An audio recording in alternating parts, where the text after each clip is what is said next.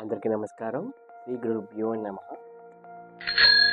ఈరోజు మీకు చెప్పబోయే టాపిక్ ఏంటంటే, అందరికీ నొప్పులు, నడుము నొప్పి, కండరాల నొప్పులు, భుజాల నొప్పులు, లేకపోతే మోకాళ్ళ నొప్పులు, కండరాలు లాగేస్తున్నట్టు, వచ్చేస్తున్నట్టు చాలా ఇబ్బంది పడతారు.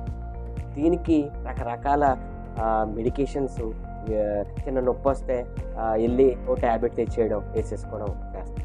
ఇలా అయితే కిడ్నీలు పాడైపోతాయి ఇలా చేయడం వల్ల.